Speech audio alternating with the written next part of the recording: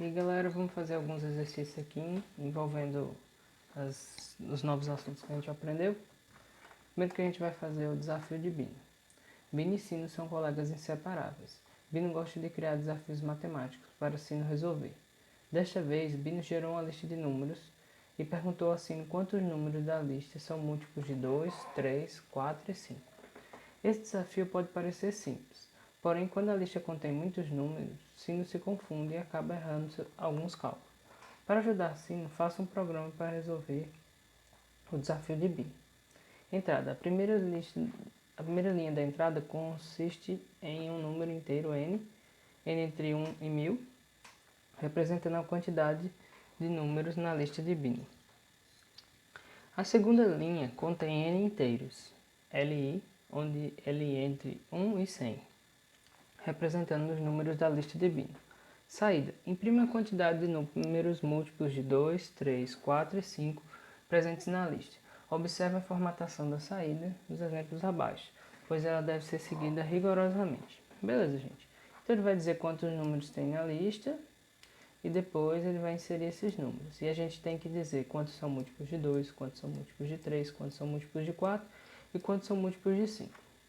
Beleza? Para começar, vamos resolver só a parte dos múltiplos de 2. Então, vamos lá. Então, eu vou ter de antemão. Eu já sei que eu vou ter que ter um contador, certo? E também sei que eu vou ter que ler o número de casos de teste. Número de casos de teste. Ou posso botar número, tamanho da lista, né? Vamos botar tamanho da lista, certo? E aqui eu vou ler esse tamanho da lista.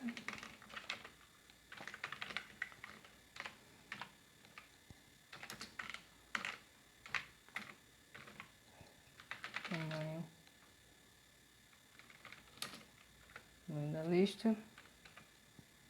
Depois que eu ler esse tamanho da lista, eu vou executar esse número de vezes.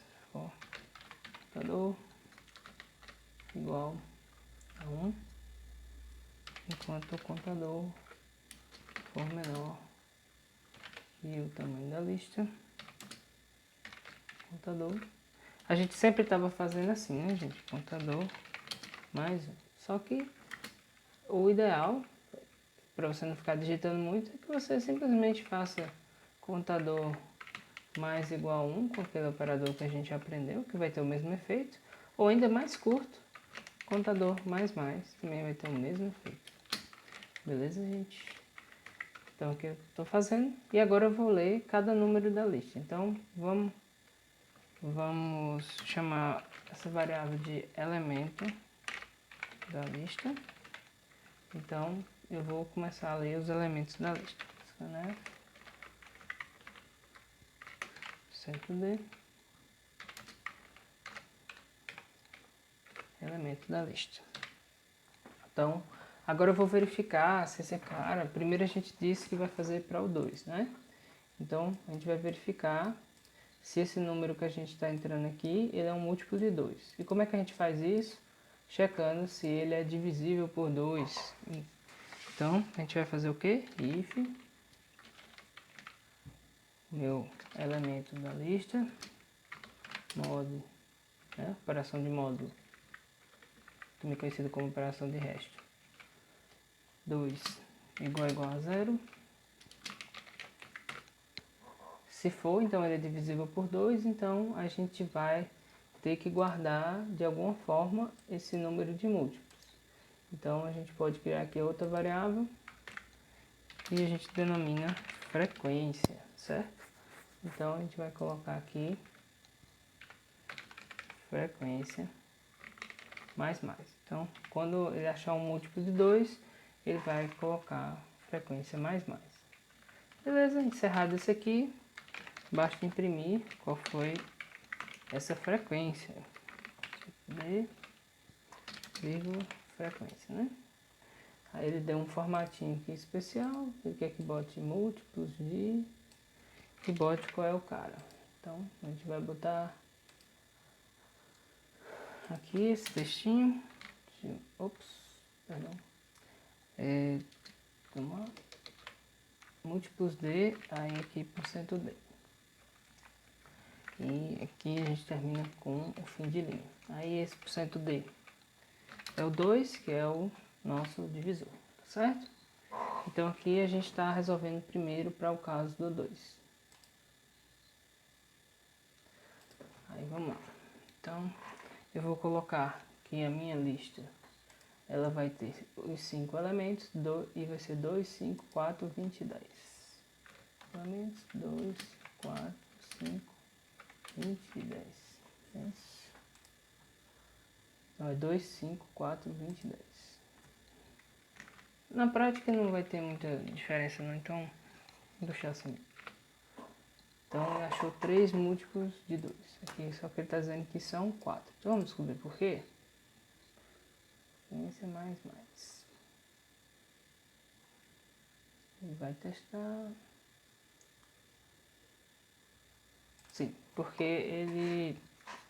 Aqui, gente, vai ter que ser menor ou igual, certo? Porque a gente está de 1 até o tamanho da lista, certo? Então ele está lendo só os 4 primeiros. Vamos lá. Então aqui a gente vai botar assim.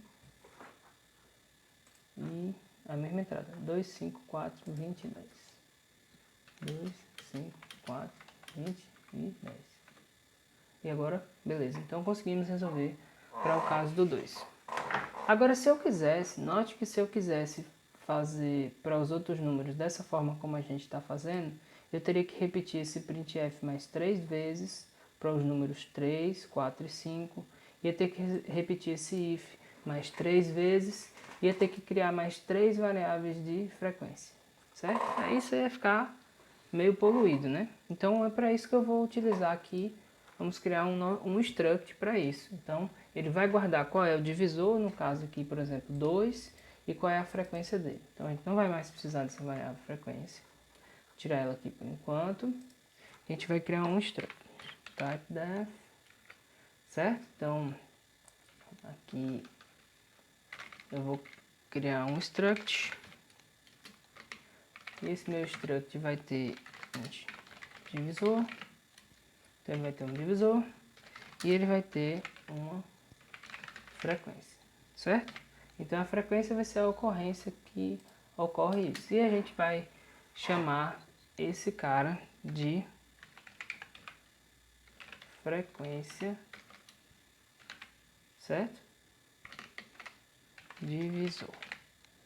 Então aí a gente pode utilizar agora esse struct para criar nosso grupo aqui para determinar essa frequência. Então a gente cria aqui um frequência divisor e vai criar um array com 4 posições para a gente guardar o 2, o 3, o 4 e o 5. Então frequência divisor, aí a gente vai chamar esses caras de divisores e ele vai ter tamanho 4. Agora o que a gente precisa fazer é inicializar esses divisores. Então aqui eu vou criar outro, certo? Outro contador. A gente já tem um contador. Esse aqui eu vou renomear ele para contador 1, certo? Então esse cara aqui passa a ser contador 1 e a gente vai ter um segundo contador. Contador 2. Então a gente vai fazer o nosso for para inicializar esses caras. Então for contador 2. Aí a gente vai começar agora por 0, porque é um array, enquanto o contador for menor que 4. Lembre sempre que vai ser o número de elementos menos 1. Então, enquanto o contador 2 for menor que 4, ele vai fazer contador 2 mais. Beleza? E agora eu vou inicializar os elementos do meu struct. Então eu vou ter divisores, contador 2, ponto, divisor. O primeiro cara que a gente tem, como vocês lembram, é o 2. Então como é que eu vou fazer esse cálculo? Eu vou ter que ter, eu tenho meu contador 2, que está em 0 atualmente. Então ele vai ser contador 2 mais 2.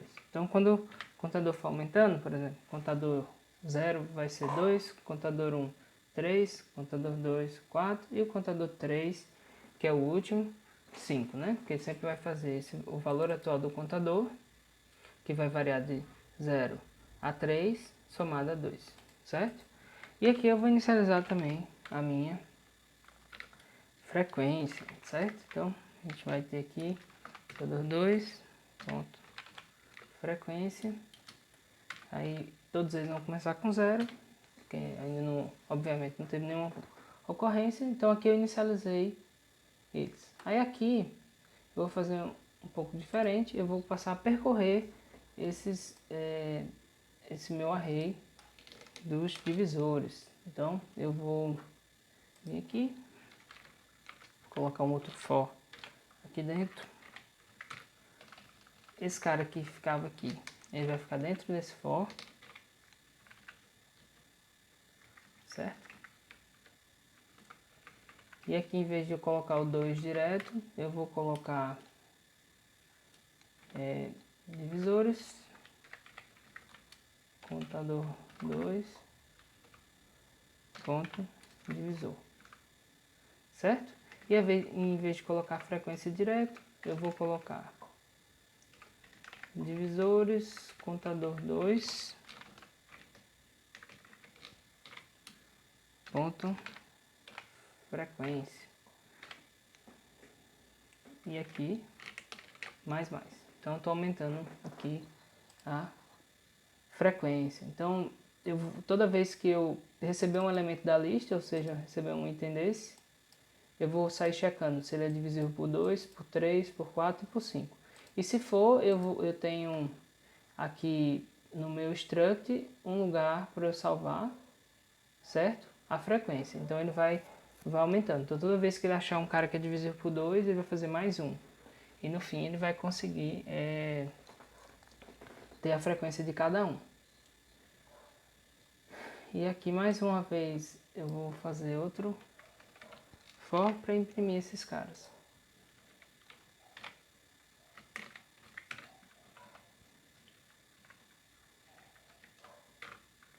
Então aqui, em vez de eu colocar a frequência direta, eu vou colocar divisores,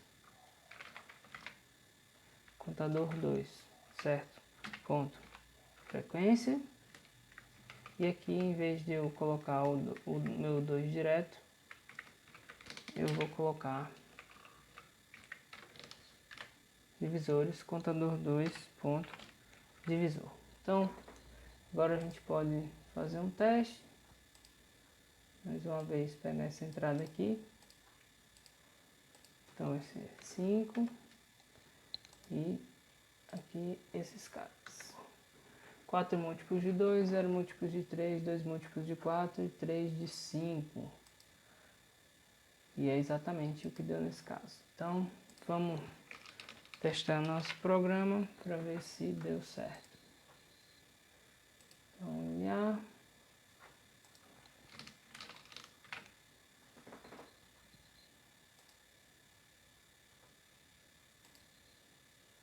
E deu aceito. Então conseguimos resolver. Bom. Agora a gente vai fazer um exercício que é muito similar a um que a gente resolveu antes. Mas eu vou mostrar uma técnica diferente. E aí se torna interessante. Beleza, o nome do exercício é números ímpares. Leia um valor inteiro x, esse x que varia de 1 a 1000. Em seguida, mostre os ímpares de 1 até x, um valor por linha, inclusive o x, se for o caso. Entrada. O arquivo de entrada contém um valor inteiro qualquer. Saída. Imprima todos os valores ímpares de 1 até x, inclusive x, se for o caso. Então, ele recebeu 8 e vai imprimir 1, 3, 5 e 7. Certo? Aí você diz, professor, então isso aqui é muito fácil, porque a gente já viu como faz, que a gente vai criar um contador, né? Então, contador, aí a gente vai utilizar aqui um for e vai iniciar esse contador com 1. Enquanto esse contador for menor, certo? Ou igual ao número que a gente escolheu. Então a gente vai ler aqui o número, né?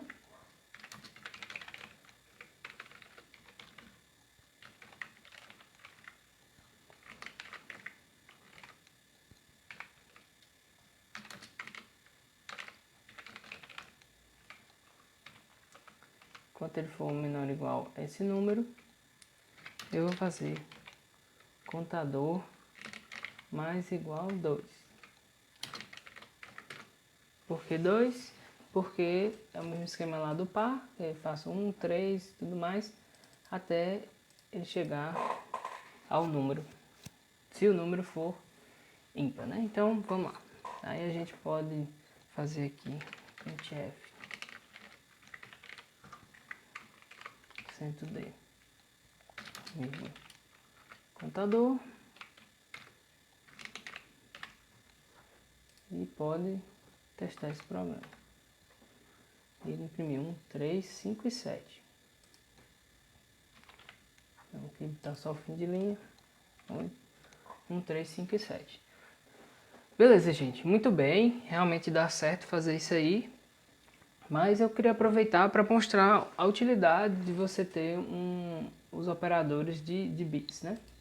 Mais para frente eu vou fazer uma aula só sobre isso. Mas por enquanto, para vocês entenderem mais ou menos onde é que eu vou usar esses operadores de bit, né?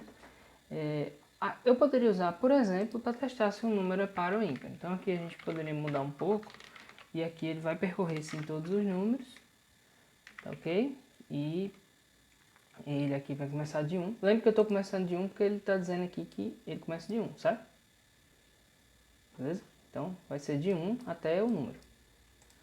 E aí eu vou verificar se o cara é par ou ímpar. Aqui embaixo eu vou fazer contador. Resto 2 diferente de 0, né? Que vai verificar se ele é ímpar. Então se eu aqui colocar 8, ele vai colocar 1, 3, 5, 7. Beleza, gente. Mas existe uma outra forma também de verificar se ele é ímpar. Que seria utilizando as operações bit a bit. Note que quando o número é par, eu vou abrir aqui a calculadora.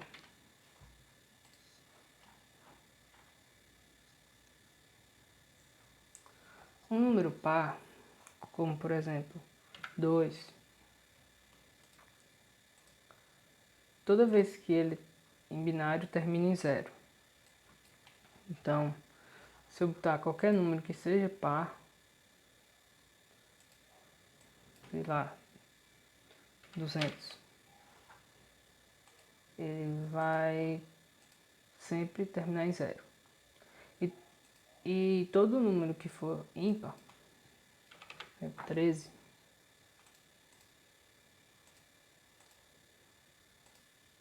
ele vai terminar em 1. Beleza, gente? Então eu posso utilizar isso junto com os operadores que a gente aprendeu lá para verificar se o número é par ou ímpar. Aí beleza, e como é que eu checo se o último bit é 0 ou é 1? É simples, você faz contador, aí aqui eu vou utilizar o meu e binário 1, certo? Aí por que 1? Porque a representação em binário do 1 vai ser algo assim, 0, 0, 0, se ele for 8 bits, não é o caso, 32 bits, mas tudo bem. Eu vou botar um exemplo com 8, ele vai ser algo assim. Para qualquer representação, se a gente estiver trabalhando com 16 bits, esse cara vai ser assim. Então ele sempre vai terminar em 1. Então quando eu fizer um número qualquer, e binário 1, ele vai me retornar se o cara é 1 ou é 0, o último bit, certo? Então essa operação sempre vai dizer se é 1 ou é 0. Então se eu fizer aqui contador e binário 1, se esse cara for 1, beleza?